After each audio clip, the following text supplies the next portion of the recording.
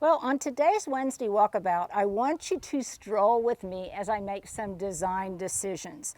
Number one, let us first observe what it looks like now that this flagstone patio is in and it goes all the way towards the front yard and Autumn's edge. I think it looks really beautiful. It would look even more beautiful, you guys, if it were all in the same kind of light. But here's my question of the day. What do you think? Are you starting to see my vision? I hope you are. Okay, number two, we're going to move back towards about where I'm standing. So you'll see that I've been working from the south side or from the front yard to the back and kind of filling this space somewhat so that it looks as if it doesn't, it's not very profuse and then all of a sudden stops. I want there to be kind of a natural progression. So right here I have one of these gorgeous Oakland hollies that is so happy here. I also have two of them in pots, and this kind of references that carrying a design element across a space, and in this case I'm using Oakland hollies. The other thing I like is that these are evergreens and they should look great in the winter time. But it feels as if all of a sudden when you get right here to where this downspout is, that it just kind of stops. I mean, it looks kind of truncated. So here is a gardening risk I'm going to take, but it may pay off.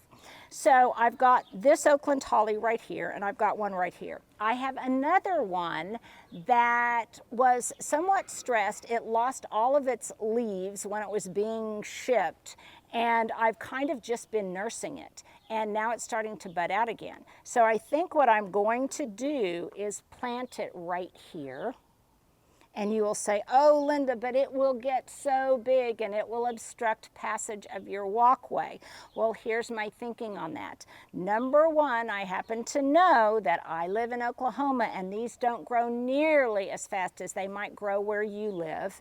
Secondly, I will control their growth. It's one of the benefits of not having a whole lot of lawn, because I don't spend so much time working on the lawn and the grass, and I can take that time and I can work on my evergreens in structuring them and pruning them in the way I want them to grow. Now, something else that might be kind of cool is when it gets to a certain point, I might even plant it such that it meets overhead, or that it almost gives the appearance of meeting overhead and creating kind of an evergreen portal, whether it's a complete portal or just the hint of a portal. And I think that will be really cool. And then if you look through that negative space of the portal into the beyond, it leads all the way to the front yard, and I think it can look really cool. And again, imagine, if you will, that all of that is kind of grown together in just one gorgeous mosaic. Then there's kind of calm space with just evergreens. I've got a portal here, and then I'm starting to go into the backyard, which is still a holy mess. So here's what I want to address today in the backyard and thinking about my design. What I've been doing is not only referencing my inspiration pictures from others' gardens, from Pinterest, from Instagram, other let's just say other individuals' gardens that I could steal from. I'm also going to steal from my own, because even though I've created a garden in the past, I sometimes forget some of the features that I liked the best. And one of the features I loved was when you entered the gate of my backyard and you could look over to about right here. And there was just this beautiful presentation of a large boxwood ball and a beautiful vignette right here. So I want to do something that will accentuate and maybe somewhat replicate what I had there. It may be with different types of plant material, but so that I can almost elicit that gasp as you come in from the back and the light will fall a certain way. Now, a couple of things you may notice. So right here is where we took it down. And I got a video of the guys taking it down. So they are gonna dig this out. You can see how massive that root ball is. It would have gotten humongous. So they're digging it out, and to protect the dirt, but also to contain the dirt, they've put down a blue tarp. This was where there was kind of a, well, it turned out to be just too massive and shrubby of a crepe myrtle right here. And I decided that I just wanted to remove it because I didn't like its location. I just didn't like a lot about it. So I thought, okay, I am just going to conduct an experiment, a temporary experiment, to see how I feel about having anything here of that mass. And I can do that by addressing both a practical and an aesthetic concern. These are Annabelle hydrangeas that were gifted to me by my friend Linda Cavanaugh from Channel 4 years and years ago. And you can see that it's grown. I have rooted some of it, it's spread, and I had it in a massive, massive, I don't know where it is now. Oh, you see it in the distance, a massive black pot like that one. So I had them tucked away. I wasn't sure where I wanted to put them, and I don't want to commit because there's so much other work that needs to be done back here, and my design isn't finalized. So what I did was we just dug a huge hole, and I just plopped that pot into the hole so it will be easier to keep it watered. I can see what it would look like if I planted it there permanently, and it will just be happier right here. And then it will also help me envision what this will look like a little bit more later, because pretty soon I'm going to be blasting out this concrete walk and these concrete steps to replicate another design feature that I just loved at my old house, and that was my really broad stepping stone, step away that went up into the back door where I could then put topiaries. It was much easier to navigate. The rise was much shallower than it is here, and it will just be more practical. But that has to wait just a little bit. So this is a mess. Over here, it is still being worked on. That pipe will need to be buried. I'm still having a surround built for the air conditioner. All of those plants just stuck out there in the middle will be removed, but I think I may have found, at least temporarily, a home for the topiaried Encore azaleas. And I really like the way that they are flanking this door that goes into the garage, where I plan to have a little awning, maybe a little gray and white stripe or something, and I will have an awning there, and I think these could be really beautiful in this location. And then this guttering here, which by the way is not serving any kind of water control purpose, even if it is, we will come up with another solution. This curb, this concrete curb here, this will also be removed. So there'll be this kind of really open area that now looks, it's very cluttered, but it also looks much more confined than it actually will be. So here is another question of the day, and that is, I'm thinking about this. So I know garden roses are just a huge thing, and I love them, but let's face it, especially climbers, they're a lot of work. And in Oklahoma, they don't look good for as long. In other words, they don't give me good four-season interest. And in a small garden, I demand good four-season interest. So a number of you recommended, and I think it would be lovely. So here's some options I have for this corner. I have yet to make a decision on whether or not I want a small greenhouse right here.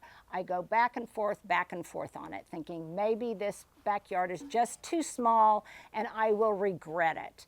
So here are some alternatives to any kind of structure that I would have here and what I would plant on this very important corner, which is what you see when you come in the back gate. So tell me what you think. Option one is, should I not be so lazy and plant a climbing rose here? Option two, and another one that I just love, is should I plant and this would be a perfect spot for it, a Japanese maple right here, and train it so that it comes up as beautifully contoured and kind of really frames both sides of this corner? Or should I do something a little bit maybe more interesting, but along the lines of a recommendation you made? And that is some kind of espalier. Now, a fruit espalier would be really cool, but again, may not have the good four-season interest that I want. So I'm thinking about using what I already have by relocating this huge oak leaf hydrangea that I brought from the other house. And by the way, I brought it not only because I loved it, but because this has lived at 2 other houses that I lived in before the fairy tale house. So I'm thinking, since it's so tall and is already kind of sculptural, I'm thinking about planting it over here on this facade, really giving it some TLC. It will get large and put out some really beautiful branches that I might, in a way, then espalier on this wall. And that way I'm not spending any more money, and I'm using something I already have, and it will give me four-season interest. Why? Because I love the flaky branching and the architecture of the branching structure, the trunk of it in the wintertime. I love the way it looks in the spring when it starts budding out. Obviously, I love it when it flowers in the summer, and then I also really, really love it in the fall when all of that foliage turns that gorgeous crimson, purple, pink color. And then I can also cut those flowers and bring them inside. So that's what I'm leaning towards right now. Maybe I'll plant that oak leaf hydrangea here with a mammoth boxwood ball or ball of holly or something right here, and I think it could be really, really beautiful. Now, another project that I'm working on, since I switched out the bird bath in the front, this is just a saucer and it's got drainage. So since Stuart, this is a planting for you. You went absolutely nutso. It's a specific one that I have in my. Yeah, okay, you went absolutely nutso about all of these coleus plants that were at Bricks when we went to Bricks at 40th and Classen. So I'm already thinking about the next season, which will be fall, and I think I'm going to do just a huge saucer of these with all of these gorgeous autumnal plants, which also have that burgundy color, which will be perfect where, Stuart? Somewhere on autumn's edge. So I'm going to be potting that up. Tell me or not if you think you approve.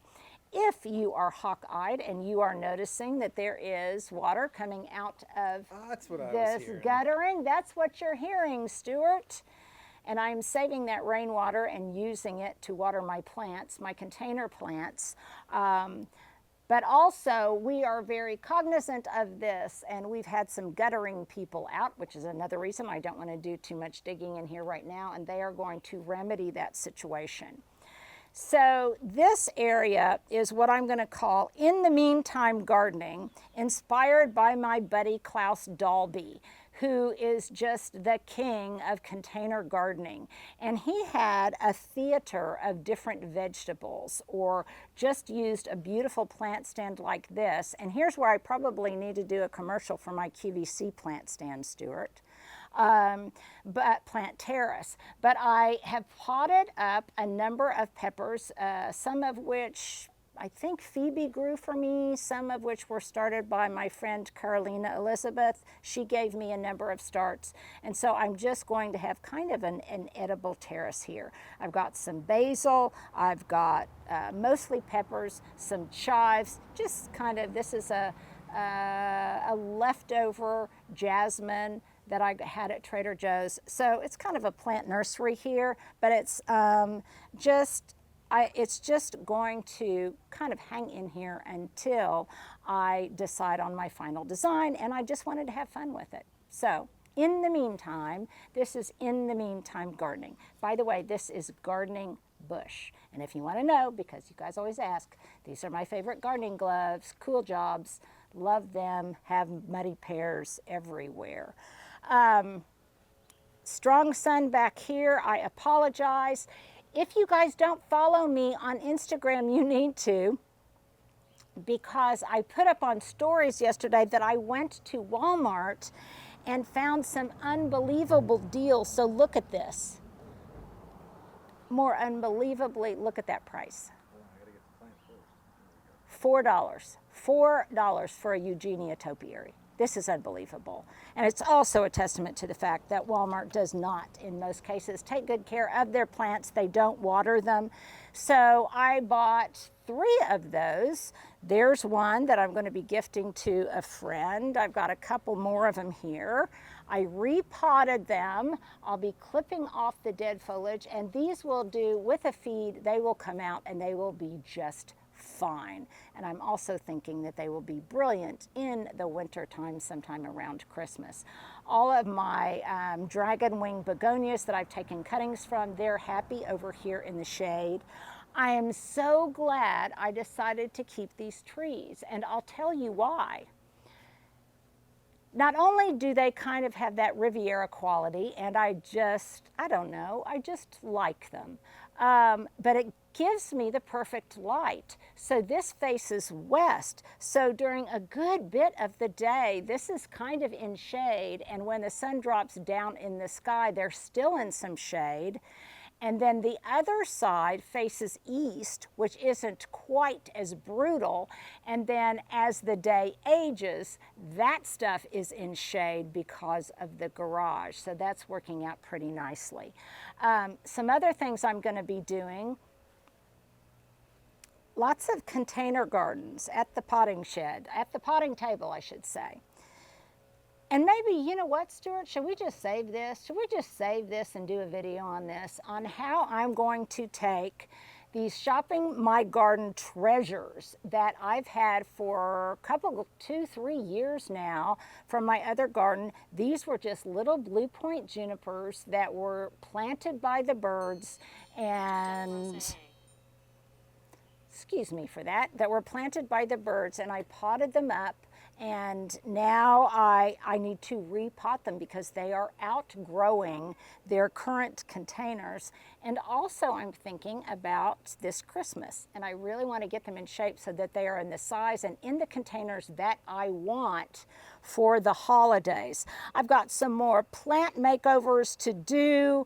I am going to be planting all of these tomatoes in these pots where they will then climb up these tutors, these metal tutors.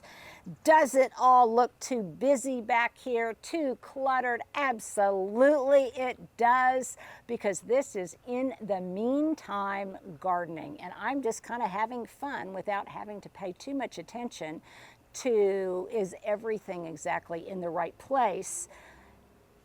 Can we close on this, Stuart, as I step on a tomato? Look at that. Look at those gorgeous figs on Little Miss Figgy. Really, really beautiful. And by the way, this is the essence of garden-inspired living. These fig leaves look just beautiful on your plates or somewhere in your place setting if you are entertaining in your garden-inspired life. I hope you guys like this Wednesday walkabout. Make sure to comment below, answer the questions of the day. If you are new to this channel, thank you and welcome. Make sure to hit the subscribe button, hit the thumbs up. You know the drill. And most importantly, if you think someone else might enjoy this, or if they're lonely and they just want something to maybe keep them a little bit of company in a positive way, then make sure to share. Thank you guys. Have a good Wednesday.